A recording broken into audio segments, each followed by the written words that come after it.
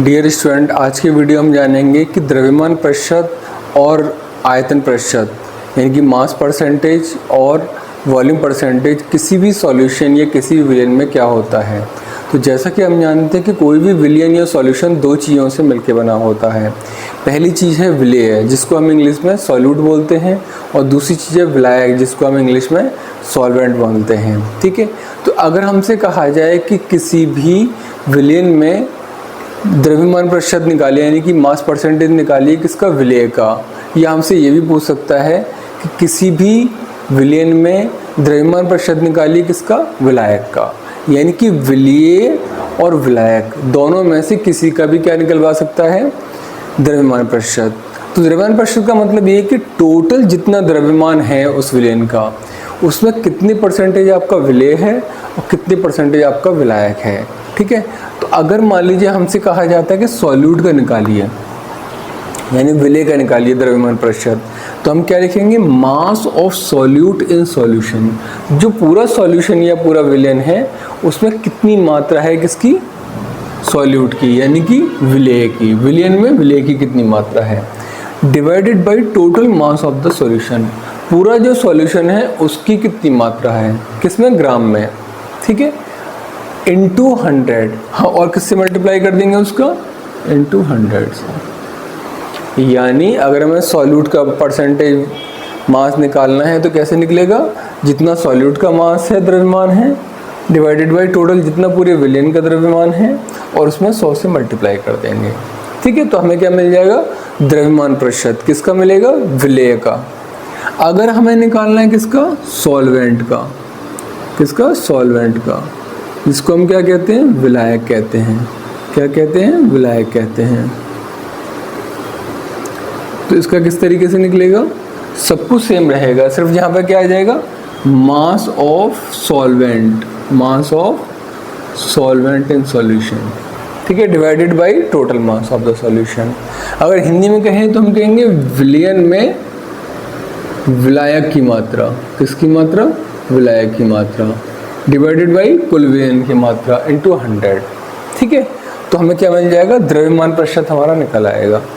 एक उदाहरण ले लेते हैं for example numerical point of view से, कि अगर 22 ग्राम बेंजीन को 122 ग्राम कार्बन टेट्राक्लोराइड यानी कि CCl4 के साथ घोला जाता है, यानी कि 22 ग्राम बेंजीन है और 122 ग्राम कार्बन टेट्राक्लोराइड है, तो किसकी कम मात्रा है इसमें, बेंजीन की। किसकी ज़्यादा मात्रा है, कार्बन टेट्राक्लोराइड CCl4 की। तो ये आपका किसकी तरह काम करेगा, विलेय की तरह काम करेगा, और ये किसकी तरह काम करेगा, आपका विलायक की तरह काम करेगा। ठीक है, और दोनों को कंबाइन कर देंगे, दोनों को एक दूसरे में घोल देंगे तो क्या बन जाएगा, हमारा विलयन बन जाएगा। पूछा क्या है कि बेंजीन एवं कार्बन टेट्राक्लोराइड में द्रव्यमान प्रतिशत या मास परसेंटेज निकालिए। ठीक है, तो आसानी से निकल आएगा, हमें फॉर्मूला पता ही है। विलेय क्या है, बेंजीन 22 ग्राम, विलायक क्या है आपका सॉल्वेंट, कार्बन टेट्राक्लोराइड, वो कितना है, 122 ग्राम। ठीक है, तो दोनों को मिलाने से क्या बन रहा है आपका, विलयन बन रहा है। तो विलयन की मात्रा इक्वल टू विलेय की मात्रा प्लस विलायक की मात्रा, यानी 22 प्लस 122 ग्राम कितना हो गया, 144 ग्राम। यानी ये टोटल विलयन या total mass of the solution है वो कितना आ गया आपका, 144 ग्राम।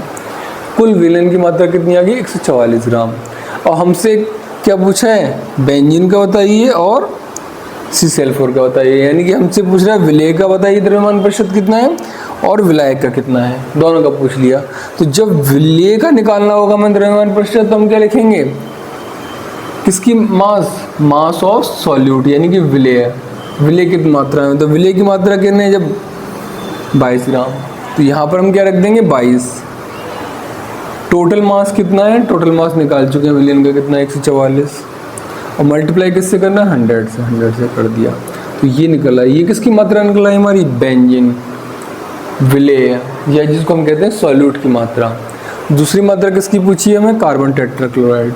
कार्बन टेट्राक्लोराइड क्या है, ज़्यादा मात्रा में, यानी कि ये क्या है, सॉल्वेंट है, ये आपका विलायक है। इसकी मात्रा कैसे निकलेगी, सेम तरीका, क्या, मास ऑफ सॉल्वेंट। अब भाई सॉल्यूट की क्या आ जाएगा, मास ऑफ सॉल्वेंट, तो मास ऑफ सॉल्वेंट मतलब मास ऑफ CCl4 कितना है, 122 ग्राम, 122 ग्राम रख दिया, divided by total mass of the solution निकाल चुके हम 144, ये लिख दिया, इंटू 100। टू 100 से मल्टीप्लाई कर दिया, तो इसकी मात्रा कितनी आ गई 84.72। यानी सेम फार्मूला का यूज़ करके हम सॉल्यूट या विलेय की मात्रा भी निकाल सकते हैं, और उसी फार्मूले का यूज़ करके हम किसकी मात्रा निकाल सकते हैं, आपकी विलायक या सॉल्वेंट की मात्रा को भी कैलकुलेट कर सकते हैं। अब हम देखेंगे कि आयतन प्रतिशत या वॉल्यूम परसेंटेज किस तरीके से निकलता है। तो सब कुछ सेम रहेगा जिस तरह से हमने मास परसेंटेज निकाला है, सिर्फ कहाँ पे अंतर आएगा, अंतर सिर्फ इतना आएगा कि जहाँ पर हमने मास वर्ड यूज़ किया या द्रव्यमान वर्ड शब्द का इस्तेमाल किया है, वहाँ पर अब किसका आ जाएगा, वॉल्यूम या आयतन का इस्तेमाल होगा। बाकी सब कुछ सेम रहेगा। जैसे अगर हम कहें आयतन प्रतिशत, अगर हम विलेय का निकालते हैं तो विलेय का आयतन बट्टे विलयन का कुल आयतन इंटू 100। और अगर हम कहते हैं किसका आयतन प्रतिशत, विलायक का, सॉल्वेंट का, तो फार्मूले में क्या हो जाएगा, विलायक का आयतन डिवाइडेड बाई विलयन का कुल आयतन। तो जिसका भी हमसे आयतन प्रतिशत निकलवाए उसी को हम यहाँ पर लिख देंगे। अगर विलेय का कहता है तो यहाँ विलेय का आयतन बटे टोटल आयतन आ जाएगा, और अगर विलायक का कहता है तो विलायक का आयतन बटे कुल आयतन आ जाएगा। इसको इंग्लिश में क्या कह सकते हैं, वॉल्यूम परसेंटेज सॉल्यूट का या सॉल्वेंट का। वॉल्यूम ऑफ सॉल्यूट, अगर हम सॉल्यूट के लिए निकाल रहे हैं volume percentage, volume of solute divided by total volume of solution into 100, ठीक है। और अगर सॉल्वेंट का निकलवाता है तो volume of solvent divided by total volume of solution into 100, ठीक है। ध्यान रखिएगा जब भी हम ये कैलकुलेशन करनी है तो जो भी हमें वॉल्यूम लेना है सॉल्यूट का, सॉल्वेंट का या टोटल वॉल्यूम, वो किस में लेना है, मिलीलीटर या ml में लेना है, ठीक है। तभी हम यहाँ पर 100 का मल्टीप्लाई करेंगे। बाकी सब कुछ सेम है जैसा हमने द्रव्यमान प्रतिशत या मास परसेंटेज में पढ़ा था। अब अभी किसका भी उदाहरण देख लेते हैं।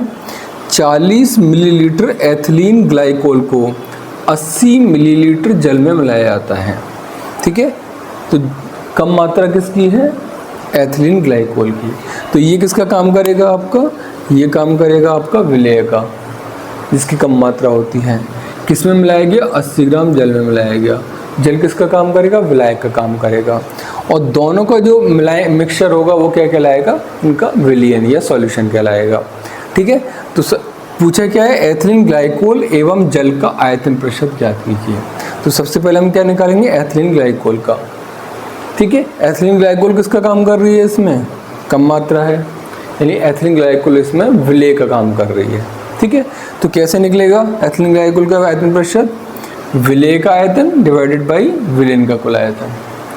तो विलेय क्या है इसमें, एथिलीन ग्लाइकोल, भाई यही तो कम मात्रा में है तो 40 लिख दिया, डिवाइडेड बाई विलयन का कुल आयतन।